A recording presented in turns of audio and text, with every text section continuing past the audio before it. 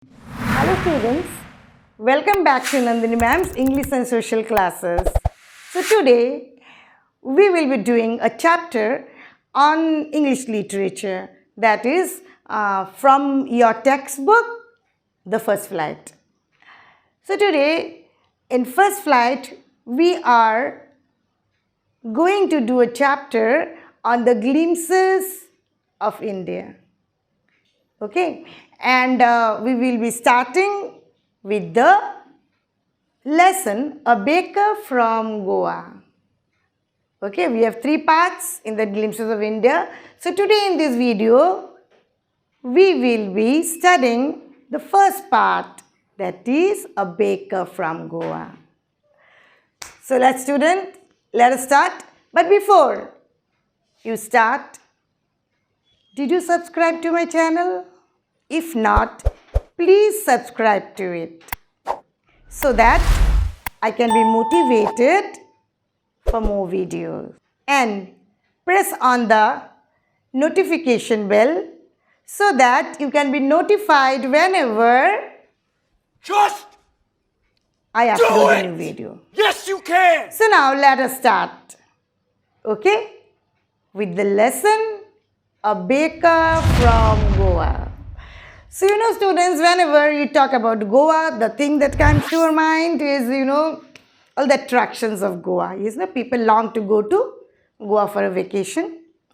And the thing that comes to your mind are the beaches of Goa, the adventurous sports, the water sports, the bungee jumping, the nightclubs of Goa, the casinos, so many other things.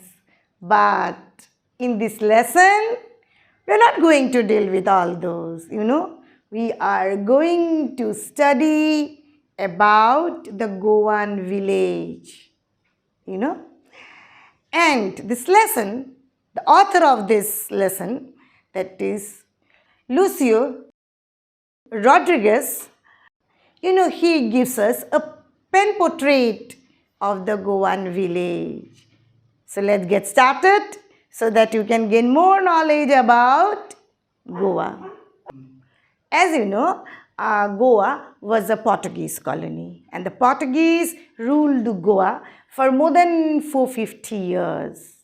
Yes, until in 1961 when a military operation was done by the Indian government to reclaim it. So, you will find the impact, the culture of the Portuguese left an everlasting imprint on the lives of the Goanese people. Right from the architecture to cuisine, everything has got a Portuguese influence. Still today, you can find the Portuguese style of houses in Goa.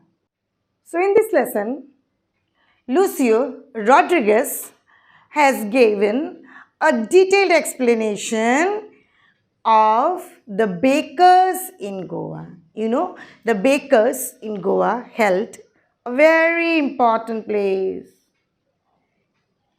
Okay? Because the Portuguese people were lovers of bread.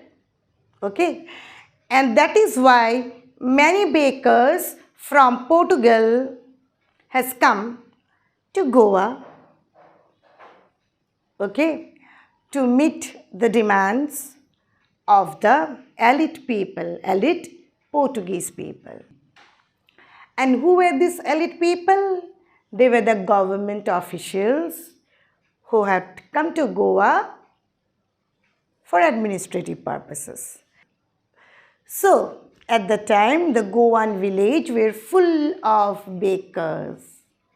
We have seen that, the author tells us that the elders of Goa, were still nostalgic. They remember fondly the good old Goanese time when the Portuguese were there in Goa. The Portuguese had great love for bread. And that is evident because the Goanese village were full of bakers. Still now, still now, maybe the eaters of those loaves are not there, but the makers are still there. Maybe the father is not alive, but the son is still carrying on this profession. Even now in many, Goanese village, you can still hear the thud and jingle of the bamboo that, announces the arrival of bakers. The bakers used to, carry a bamboo with a jingling noise at the top. So they used to thud, when they come in the early morning to announce that they are there. And the bakers were known as padir in Goa. In Goa, in Portuguese, the Portuguese people called those bakers padir. So, every morning the padir is there with his loaves of bread. And the author, he also remembers those days when he used to run. He and all his friends used to run to meet the baker. And he called the baker his companion and guide and friend. But do you think the baker is really his companion and guide?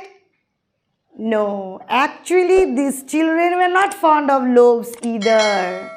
They did not go to collect the bread, but their love for bread bangles tempted them to run.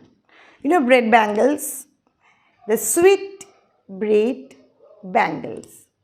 And early morning, the pader, when he arrives with his jingling sound, that is the alarm for the children. They used to run to meet him for their love of bread bangles.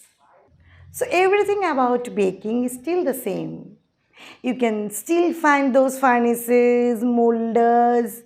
They have survived the ruins of time.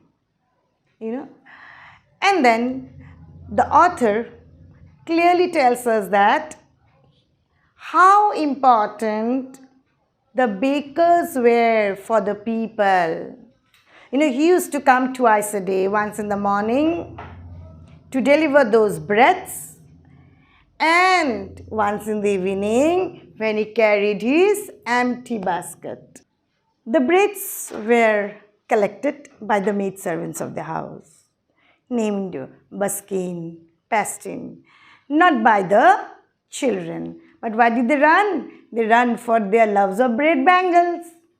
And they used to climb a stool or a parapet to peep into the basket to see whether bread bangles were there or not. And when they get those bread bangles, they never even cared to wash their mouth. They never cared even to brush their teeth because they felt that who cares? They said that the tiger never brushes their teeth. So why do we? And what did the baker do? The baker used to push them aside, those children, because they created a lot of nuisance. Okay? And the bills, was written somewhere on the walls. Okay, and it was collected at the end of the month. So you see, there was these furnaces of the bakers were very important in those days because nothing was complete without bread. Marriage gifts were also not complete without bread called ball. And cakes, bowling house were there for the Christmas. And even during daughter's engagement, the mother used to make sandwiches. So you can find out how profitable baking was in those days. Very, very profitable. And all the villages had those furnaces. and the bakers. Now, the bakers used to wear a dress known as kabai. Okay, it was sleeveless and up to the knee.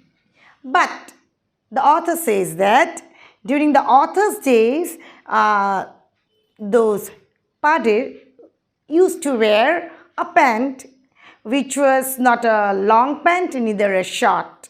It was like a 3/4 pant and a shirt. So even today in Goa, the Goan village, if they find someone with those kind of pant, he always gets a comment that he looked like a padir. Okay. So these bakers and their families, their servants, helpers did not starve because baking was very profitable.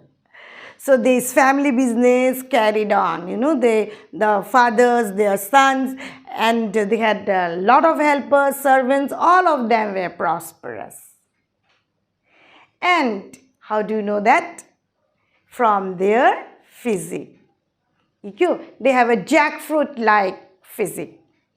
That is an open testimony that they were prosperous.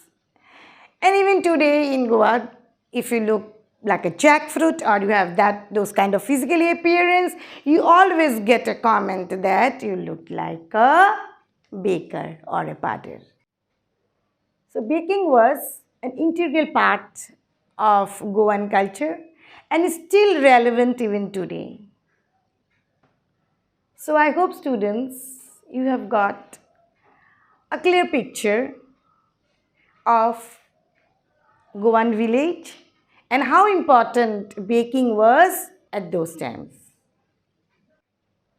So this brings us to the end of the first part of the Glimpses of India. We have another 2 parts. So please stay tuned. Within a short period, I am going to upload the other 2 parts of the lesson. So students, if you find this video helpful, you know where the subscribe button is. So please do not forget to subscribe and keep learning and growing with Nandini's classes. Thank you.